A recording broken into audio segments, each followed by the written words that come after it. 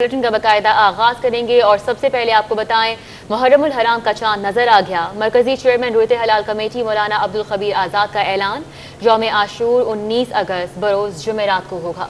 कराची में मतरा अब आलूद होने के बायस चांद नजर नहीं आया था। चांद नजर आने का ऐलान चेयरमैन रोयत हलाल कमेटी ने प्रेस कॉन्फ्रेंस में किया है।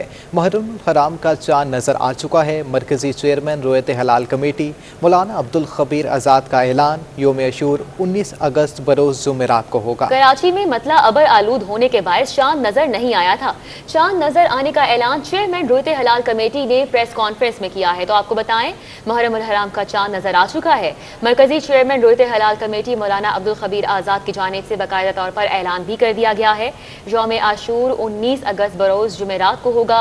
कराची में मतला अबर आलूद था, जिसके बायस चांद नजर नहीं आया था। इम्कानात कम थे, जबकि चांद नजर आने का बाकायदा तौर पर ऐलान कर दिया गया है। चेयरमैन रोयत हलाल कमेटी की जानिब से मुहर्रमुल हराम का चांद है जो कि नजर आ चुका है। मरकजी चेयरमैन रोयत हलाल कमेटी मौलाना अब्दुल खबीर आज़ाद ने ऐलान किया है। यौम आशूर 19 अगस्त बरोज जुमेरात को होगा। कराची में मतला अबर आलूद होने के बायस चांद नजर नहीं आया था।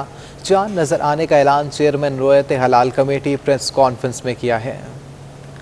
यकम मुहर्रमुल हराम 10 अगस्त को बरोज मंगल को होगी और यौम आशूर 19 अगस्त बरोज जुमारात को होगी इंशाअल्लाह अज़ीज़।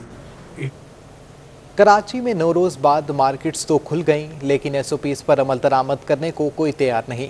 सिंध हुकूमत की सख्तियों के बावजूद आवाम SOPs के अहकामात की धज्जियाँ उड़ाते दिखाई देती है। कराची में लॉकडाउन तो खत्म हो गया, लेकिन लोग SOPs पर अमल दरामद करने को तैयार नहीं। तिजारती मराकज़ में कुछ दुकानदार तो SOPs पर अमल दरामद करते नजर आए, लेकिन कुछ ऐसे भी थे जो हुकूमती अहकामात को हवा में उड़ाते रहे। कारोबारी अफराद के साथ शहरी भी मास्क के बगैर खरीदारी करते दिखाई दिए। सदर मोबाइल मार्केट हो या इलेक्ट्रॉनिक मार्केट, हर जगह सूरत हाल जूं की तू रही। इलेक्ट्रॉनिक मार्केट के सदर रिजवान इरफान ने दावा किया कि दुकानदार अपनी जानिब से SOPs पर अमल दरामद कर रहे हैं, लेकिन अवाम से अमल दरामद करवाना सिंध हुकूमत का काम है। मजीद बोले कि जो शहरी SOPs पर अमल दरामद नहीं कर रहे, हुकूमत को चाहिए कि इन पर जुर्माने करें। शहर में कोरोना वबा की बिगड़ती सूरत हाल के बावजूद अगर लोगों ने SOPs पर अमल दरामद को संजीदा ना लिया तो मुमकिन है कि मुताल्लिका इदारे आने वाले वक्त में फिर लॉकडाउन की तरफ जाएं, जिससे अवाम और मुल्की मईशत दोनों का ही नुकसान होगा। कैमरा टीम और साथी रिपोर्टर दिशान अहमद के हमरा सलाल वड़ाइच, सिटी 21। कराची में कोरोना वायरस की चौथी लहर जारी है। शहरी इंतजामिया की जानिब से SOPs की मुकम्मल तौर पर खिलाफ वर्जियाँ की जा रही हैं। शहर के मुख्तलिफ अजला में 24 घंटों के दौरान SOPs की खिलाफ वर्जियों पर 200 से जायद कार्रवाइयाँ की गई हैं। तो आपको बताएं कराची में कोरोना वायरस की चौथी लहर जारी है।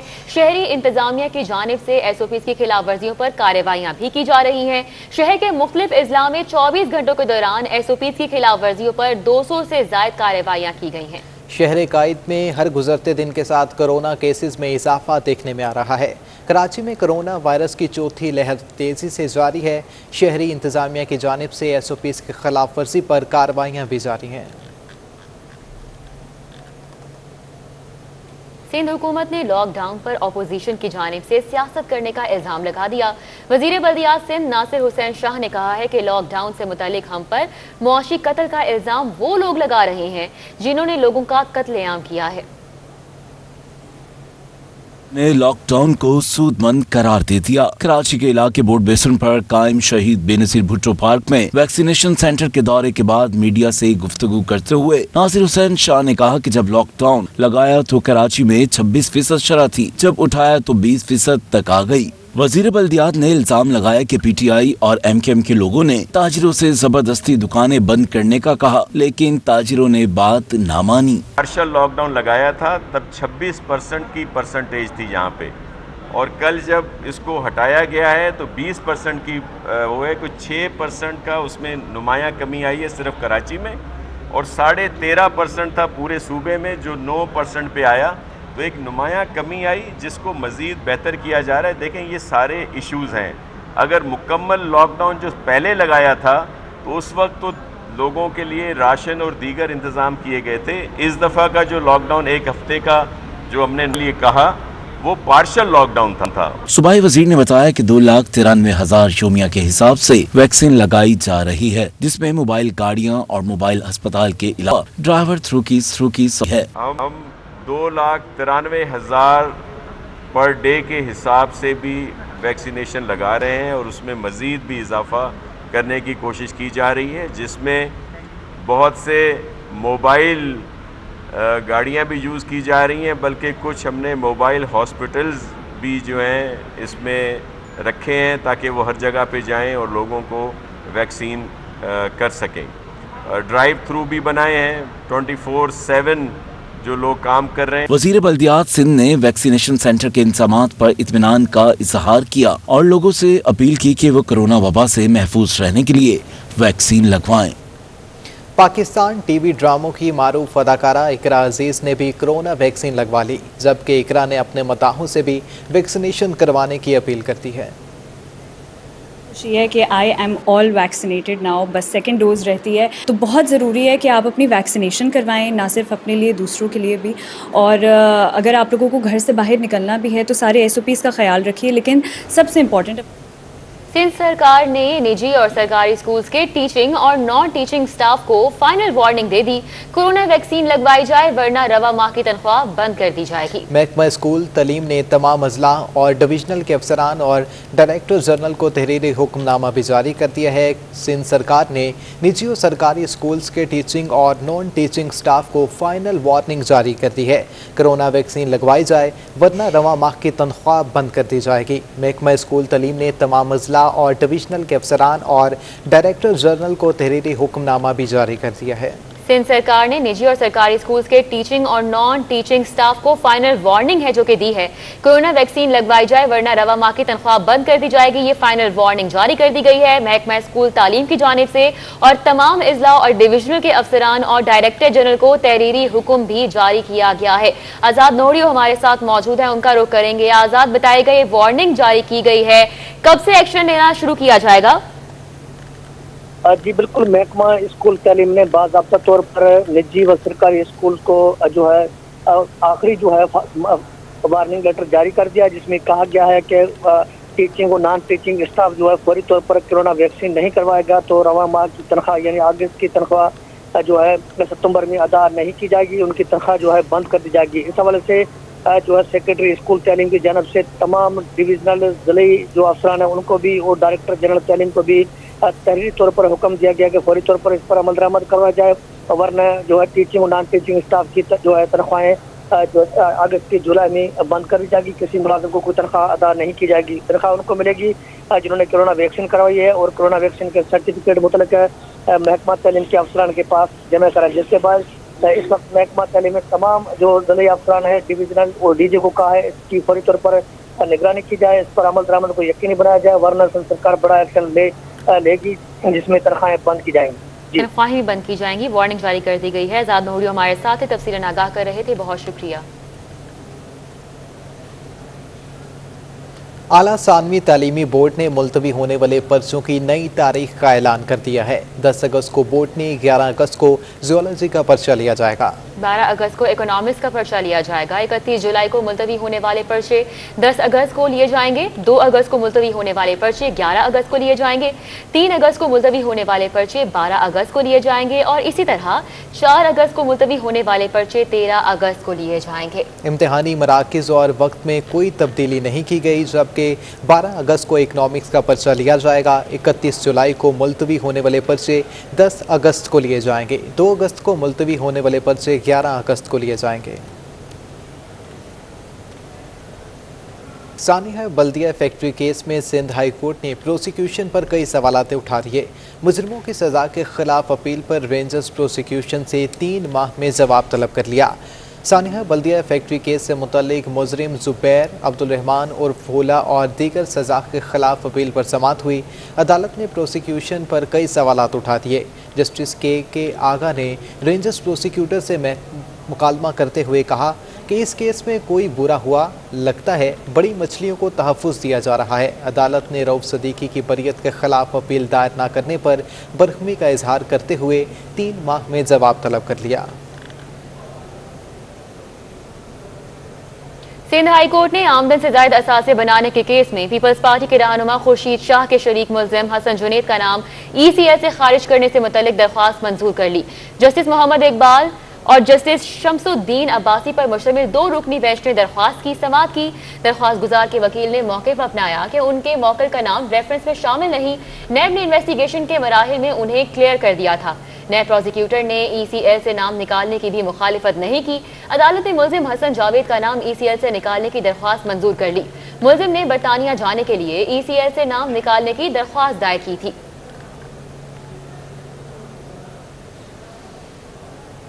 एडिशनल डिस्ट्रिक्ट एंड सेशन जज जनूबी ने डॉक्टर माहा शाह की मुबैना खुदकुशी केस में मुल्जिम जुनैद और वकास समेत दीगर पर फर्द जुर्म आयद कर दी। एडिशनल डिस्ट्रिक्ट एंड सेशन जज जनूबी में डॉक्टर माहा की मुबैना खुदकुशी केस की समाअत हुई। दौरान समाअत इस्तगासा ने अदालत से इस्तदा की कि फ़र्द जुर्म में सबूत मिटाने के दिफ़ात भी शामिल किए जाएँ। अदालत ने शवाहिद मिटाने के दिफ़ात शामिल करते हुए मुल्जिमान पर कत्ल बिल सबब के जुर्म तहत फ़र्द जुर्म आयद कर दी। मुल्जिमान ने कमरा अदालत में सेहत जुर्म से इनकार कर दिया, जिस पर अदालत ने 4 सितंबर तक गवाहों को तलब कर लिया है। कराची की तारीख के सबसे बड़े बैंक फ्रॉड के केस का मामला है। पुलिस ने मुख्तलिफ इलाकों में छापे मारकर मजीद 2 सुनार को गिरफ्तार कर लिया। SSP इन्वेस्टिगेशन अल्ताफ हुसैन कहते हैं कि मुल्जिमान ने 2 माह में 75 करोड़ का फ्रॉड किया है। बैंक फ्रॉड केस की मास्टर माइंड कौन है? JS बैंक के गिरफ्तार मुलाजमीन ने दौरान तफ्तीश का इंकशाफात किए। आइए देखते हैं। कराची की तारीख का सबसे बड़ा बैंक फ्रॉड, तहकीकात के दौरान सनसनीखेज इंकशाफात। गिरफ्तार मुल्जिमान की निशानदही पर नकली सोने के जेवरात तैयार करने वाले 2 सुनार धर लिए गए। गिरफ्तार मुल्जिमान की तादाद 14 हो गई। SSP इन्वेस्टिगेशन अल्ताफ हुसैन का कहना है कि JS बैंक के मुलाजमीन ने 2 माह के दौरान 75 करोड़ का फ्रॉड किया। फ्रॉड की mastermind branch manager Ayesha Mirza हैं। होता ये था कि मास्टरमाइंड आयशा जो मिर्जा थी, ये वहाँ से अपने घर से 2 थैलियाँ लेके आती थी, जिसमें एक में असल सोना होता था और दूसरी में नकली सोना। और ये बैंक में जो ब्रांच मैनेजर थी वो, और ये जो गोल्ड फाइनेंस मैनेजर था अदील लतीफ़, इनकी मदद से वो जब वहाँ लेके आती थी बैंक में, तो असल सोना चेक का होता था। जो सुनार होते थे बैंक के, जो एम्प्लॉय होते थे या बैंक के जो डिप्यूटी होते थे, वो चेक करते थे, तो असली सोना उनको प्रोवाइड करते थे। वो चेक करके उसकी मालियत लगा के और उसको सील करके और साइन करके दे दिया करते थे। वो चले जाते थे, उनका काम ख़त्म हो जाता था। तो उसके बाद असल जो सोना होता था वो आयशा मिर्ज़ा वापस अपने पास रख लिया करती थी, और जो जाली थैली लेके आती थी सोने की, वो उसको अदील लतीफ़ के हवाले कर देती थी। वो अदील लतीफ़ ले जाके वो वॉल्ट में जाली सोना रख दिया करता था। SSP इन्वेस्टिगेशन के मुताबिक मुल्जिमान शहरियों के नाम पर जाली कर्ज लेने में भी मुलविस हैं। इसमें जो मज़ीद लोग थे उनको हम पता कर रहे हैं, जिनके अकाउंट खुले थे उनको भी हम तलब कर रहे हैं, जिनको पता भी नहीं था कि उनके अकाउंट पर क्या, उनके शनाख्ती कार्ड पर कितना लोन लिया जा रहा है, वो सारी चीज़ें देख रहे हैं हम। अभी तक इसमें 14 लोग मैंने आपको बताया कि गिरफ्तार हैं, और मज़ीद हम इसमें इन्वेस्टिगेशन कर रहे हैं। पुलिस के मुताबिक दीगर मुल्जिमान के बारे में भी अहम मालूमात मिली हैं। जिसने भी बहती गंगा में हाथ धोया, सब कानून की गिरफ्त में आएंगे। कैमरामैन आसिफ शफी के साथ Faisal Shakeel, city 21। Banking court में बैंक लॉकर्स में नकली जेवरात रखने के केस की समाअत हुई। गिरफ्तार बैंक मुलाजमीन की अदालत में पेशी। मुलाजमीन के जिस्मानी रिमांड में 2 रोज़ की तौसीक कर दी गई। कराची में बैंकिंग कोर्ट के रूबरू बैंक लॉकर्स में सोने के जेवरात तब्दील करके नकली जेवरात रखने के मुकदमात की समाअत हुई। थाना शाहराय फैसल और थाना अजीज़ भट्टी ने गिरफ्तार बैंक मुलाजमीन को अदालत में पेश किया। अदालत ने मुल्जिमान को मज़ीद 2 रोज़ा जिस्मानी रिमांड पर पुलिस के हवाले कर दिया। अदालत ने 2 ख़वातीन मुल्जिमान को जुडिशल रिमांड पर जेल भेज दिया। अदालत ने आइंदा समाअत पर पुलिस को पेशरफ्त रिपोर्ट पेश करने का हुक्म जारी कर दिया।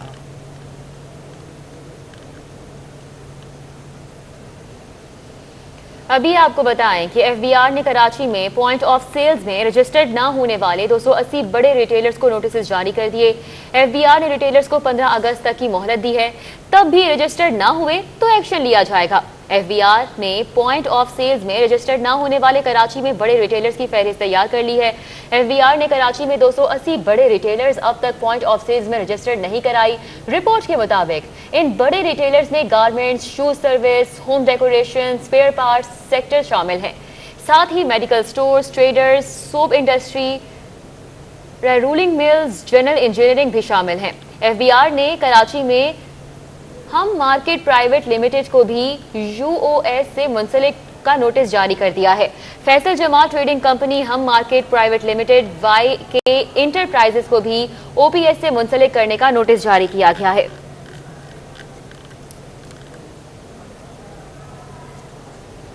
डॉलर मजीद तगड़ा और रुपया कमजोर हो गया। इंटरबैंक में डॉलर 45 पैसे महंगा होकर 163 रुपए पर आ पहुंचा। तलब बढ़ने पर डॉलर की ऊंची उड़ान थम न सकी। इंटरबैंक में डॉलर 45 पैसे मजीद तगड़ा हो गया, जिसके बाद डॉलर 163 रुपए 45 पैसे से बढ़कर 163 रुपए 90 पैसे पर बंद हुआ। माहिरीन का कहना है कि दरामदी बिल बढ़ने पर डॉलर समेत दीगर करेंसी की तलब भी बढ़ गई है।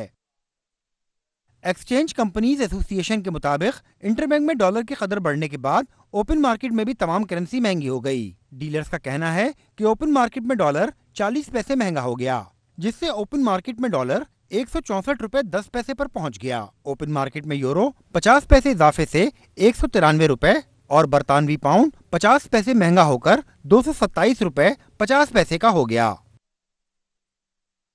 डॉलर की तरह दीगर करेंसी की कीमतें। शहर में किस सड़क पर ट्रैफिक जैम है या एहतजाज हो रहा है या फिर तरक्याती काम जारी है, ट्रैफिक पुलिस को किस तरह आगाही मिलती है, ये जानने के लिए देखते हैं ये रिपोर्ट। यह है DIG ट्रैफिक पुलिस का कंट्रोल रूम, जहां शहर भर में शाहराहों की सूरत हाल से बाखबर रहा जाता है। शहर में किस सड़क पर ट्रैफिक जैम है, किस रोड पर पानी जमा है या तरक्याती काम हो रहा है या फिर एहतजाज की वजह से ट्रैफिक की रवानी बंद है, सबसे पहले इत्तला यही मौसूल होती है। जहाँ भी जिस इलाके में कोई भी प्रॉब्लम होती है, SO साहिबान हमें उस चीज़ से आगाह करते हैं। अगर किसी जगह पानी हो, ट्रैफिक की प्रॉब्लम हो तो हमें बताया जाता है। फिर हम उसको जो है डाइवर्शन वगैरह, अगर किसी इलाके में इलाका बंद है, कोई डाइवर्शन वगैरह देनी है, अफसरान को बताते हैं और डाइवर्शन वगैरह कराते हैं ताकि ट्रैफिक रवानी के साथ चलती रहे। वायरलेस पर पैगाम मिलते ही ट्रैफिक पुलिस हो जाती है मुतहर्रिक। फौरी तौर पर अफसरान को मुतला करके इकदामात उठाए जाते हैं। इसी कंट्रोल रूम पर आने वाले पैगाम को अवाम तक सड़क की सूरत हाल के बारे में आगाह करने के लिए मीडिया और सोशल मीडिया को दिया जाता है। कैमरा टीम के साथ फैसल शकील, सिटी 21।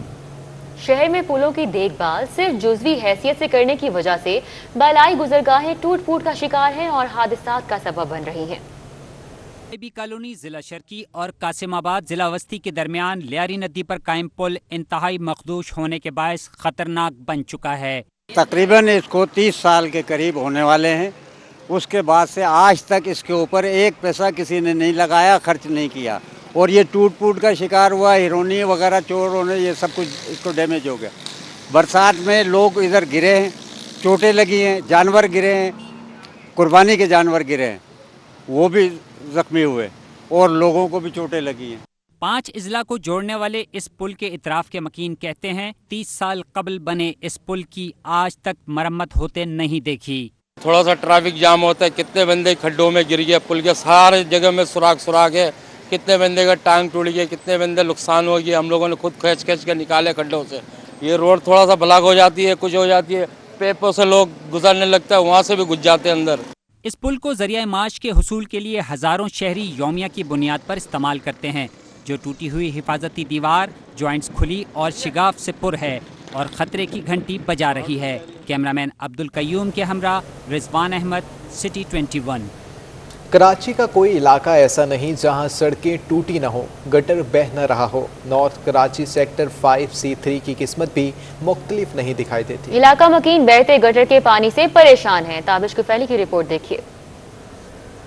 बहता गटर, कूड़े के ढेर और टूटी सड़क, ये मनाजिर हैं नॉर्थ कराची सेक्टर 5C3 के। चंद माह कबल बनने वाली सड़क गटर के बहते पानी की नजर होकर बर्बाद हो चुकी है। इलाके में मौजूद अस्पताल में मरीजों को ले जाना भी किसी इम्तिहान से कम नहीं। अहले मोहल्ला इस सूरत हाल से सख्त परेशान है। ये हॉस्पिटल आपके सामने अर्बन हॉस्पिटल पे खड़े हैं, एंट्री के पास ही देखें गंदगी कितनी है।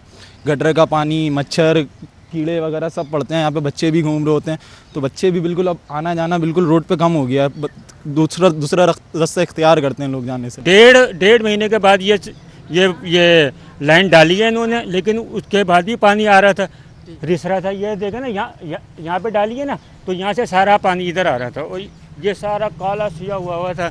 जो भी बेचारा आ रहा है वो इस गेट से बजाय वो पिछले वाले गेट से जा रहा है। आप ये देखें कहाँ से आ रहा है, वैक्सीन लगवाने के लिए आ रहे हैं, तो कैसे आ रहे हैं। मुतबादिल रास्ता सुनसान होने के बायस बच्चे गटर के पानी से गुजरने पर मजबूर हैं। बहुत कपड़े गंदे हो जाते हैं। और क्या मुश्किल होती है? पाँव भी गंदे हो जाते हैं। और पाँव भी गंदे हो जाते हैं। फिर घर जाते हैं तो मम्मा बोलती हैं यहाँ से नहीं जाया करो, वहाँ से जाया करो, और वहाँ पर सन्नाटा होता है।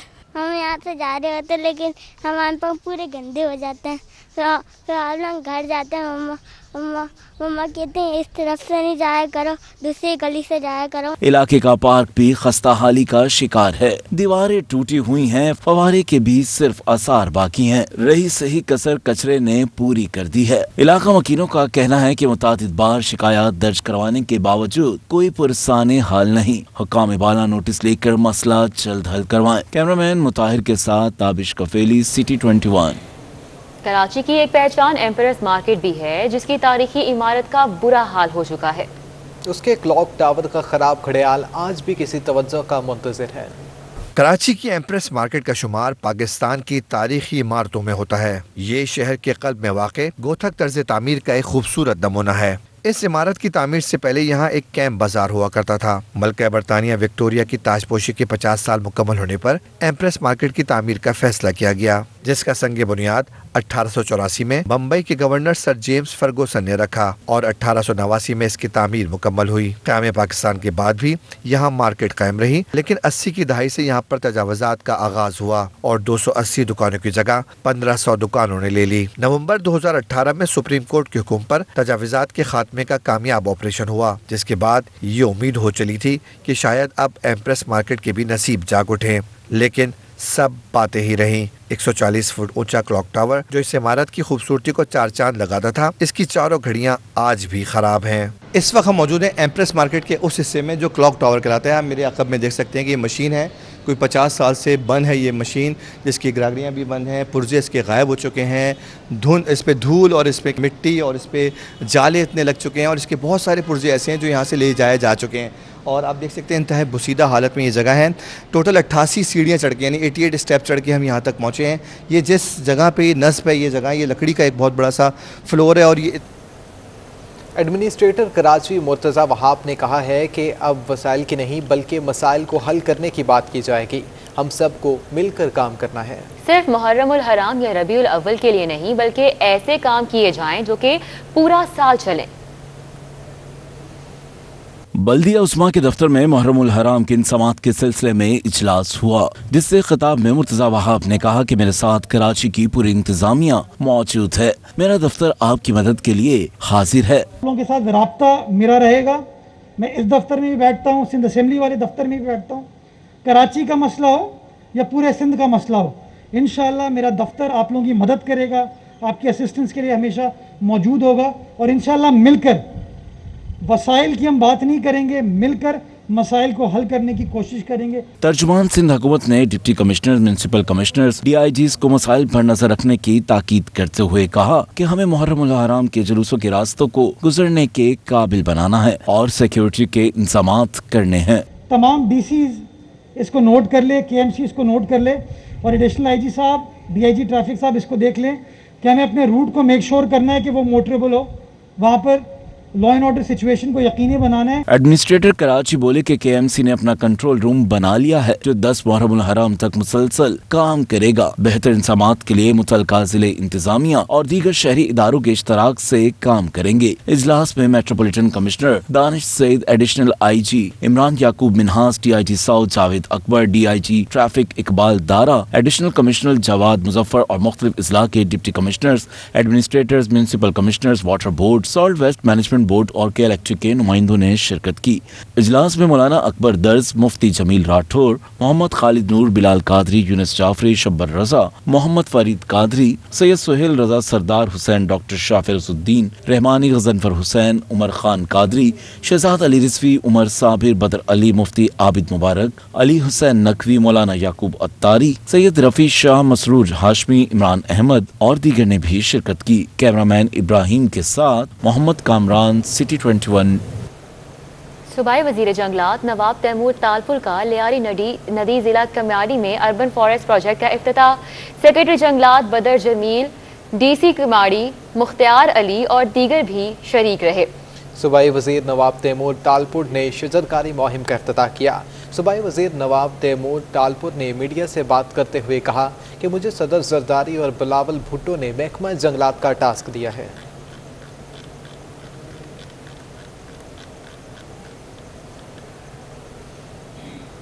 वज़ीर तालीम और सकाफ़त सईद सरदार अली शाह ने कहा है कि सूबे के सरकारी कॉलेजों को दरपेश मसाइल हल करने का वादा करता हूँ, लेकिन बच्चों को मेयारी तालीम की जिम्मेदारी उस्ताज़ा ने पूरी करनी है। उनका मज़ीद कहना था कि आइंदा कॉलेज के बजट को बच्चों के दाखिले और हाज़िरी से मशरूत करेंगे ताकि बजट का दुरुस्त इस्तेमाल हो सके। महकमा कॉलेज के तारीफ़ी इजलास की सदारत करते हुए सूबाई वज़ीर तालीम का कहना था कि मैट्रिक के बाद ड्रॉप आउट रेशो को कम करने और कॉलेजेस में दाखिला बढ़ाने के लिए रिस्पॉन्सिबल्स अपने अपने कॉलेजेस में इनरोलमेंट ड्राइव शुरू करें।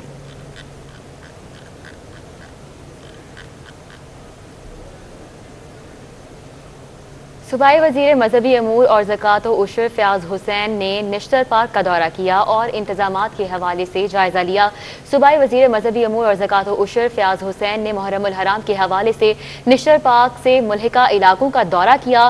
सूबाई वज़ीर ने मुंतज़मीन निश्तर पार्क की जानिब से मौसूला तजावीज़ की रोशनी में इमाम बारगाहों के एहतराम, सफाई सुथराई, रोशनी की फराहमी और जुलूस की गुजरगाहों पर तामीर व मुरम्मत के कामों को जल्द अज जल्द मुकम्मल करने की हिदायत की। सिंध हाई कोर्ट के रिटायर्ड जस्टिस फ़हीम अहमद सदीकी के एजाज़ में अलविदाई तकरीब हुई। Chief justice Sindh high court justice Ahmed Ali M Sheikh भी शरीक हुए। अलविदाई तकरीब में जस्टिस रिटायर्ड फ़हीम अहमद सदीकी के खदमात को खूब सराहा गया। सीनियर जज जस्टिस इरफान सादत खान, जस्टिस नदीम अख्तर भी तकरीब में शरीक हुए।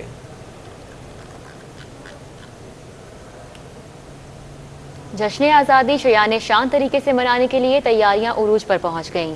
लाइट हाउस परचम गली में पाकिस्तानी झंडे की मुनासबत से तैयार मलबूसात, चूड़ियों और बैजेस की फरोख्त जारी है। 14 अगस्त की आमद हर तरफ सब्ज हिलाली परचमों की बहार। जश्न आज़ादी की तैयारियों को टॉप गियर लग गया। झंडे, बैजेस और दीगर सामान खरीदने के लिए स्टॉल्स पर शहरियों का रश पड़ गया। लॉकडाउन के बाद खुलने वाली मार्केट में खरीदारी के लिए आए शहरियों का कहना था कि जश्न आज़ादी की खुशी तो है, लेकिन महंगाई के बायस तैयारियां कुछ कम हो गई हैं। इसमें मार्केट खुलने की वजह से ना, ये जो अभी लॉकडाउन लगा, लॉकडाउन की वजह से ना बहुत परेशानी हो गई है और बहुत ज़्यादा हर चीज़ पे महंगाई बढ़ गई है। इतना महंगा कर दिया हर माल को कि वो अब लोगों की सकत से बाहर हो चुका है माल खरीदना। इस टाइम पे बहुत ज़्यादा महंगाई हो चुकी है। हम मुसाफिर भी मिले हैं, कोई महंगी भी दे रहा है, कोई कम रेट में भी दे रहा है, कोई ज़्यादा रेट में भी दे रहा है। क्या लेना तो पड़ेंगे ना। कुछ शहरियों का कहना था कि महंगाई अपनी जगह, लेकिन आज़ादी का जश्न मनाने का जज्बा पहले से भी ज्यादा है। सब रेंट पर है, शॉप होती है, तो उनकी वजह से इन्होंने थोड़ी तो अपनी चीज़ बढ़ा भी दी है। 100 की चीज़ 120, 150 की 170, 20-30 रुपये पर पीस पे बढ़ा दिए इन्होंने। कुछ भी हालात हो, कुछ भी लॉकडाउन हो, मगर ये जज्बा दिन ब दिन बढ़ता ही जा रहा है। जश्न आज़ादी की मुनासबत से बाजार में झंडे, झंडियों की तो बहार है। परचम के रंग के मलबूसात, बैजेस, बैंड्स और दीगर अशिया भी लोगों की तवज्जो का मरकज बनी हुई हैं। पाकिस्तानी यूसियन बोल्ट के नाम से मशहूर मोइन पलोस ने महदूद वसाइल के बावजूद कौमी एथलेटिक्स चैंपियनशिप के लिए तैयारियां शुरू कर दी हैं।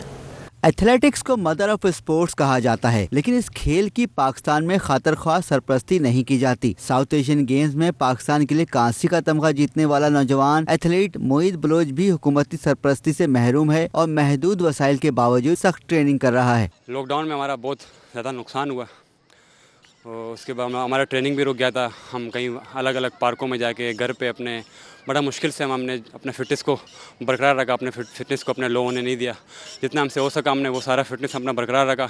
एथलेटिक्स कोच रोमा अल्ताफ का कहना है कि मुल्क में टैलेंट की कमी नहीं, लेकिन मनसूबाबंदी और सरपरस्ती का फुकदान है। बेइंतहा टैलेंट है, लेकिन उसको चैनलाइज करने की ज़रूरत है। बच्चे ऑफ कोर्स सीरियसली लेते नहीं हैं इस स्पोर्ट को भी, क्योंकि जब तक किसी स्पोर्ट को आप ऊपर लेकर नहीं जाओगे, उसकी प्रमोशन नहीं होगी, उसमें बेनिफिट्स नहीं होंगे, फैसिलिटीज़ नहीं प्रोवाइड करेंगे, किसी का भी इंटरेस्ट देखें उसमें डेवलप नहीं होता है, तो एथलीट्स भी उसको सीरियसली लेते नहीं हैं। कौमी एथलेटिक्स चैंपियनशिप रवां बरस अक्टूबर में पेशावर में होगी, जिसमें कामयाबी मोईद बलोच जैसे हर एथलीट का हदफ है। खबरें अपने जानी न्यूज़ स्टूडियो से अब तक के लिए इतना। मजीद खबरों और अपडेट्स के लिए देखते रहिए City 21।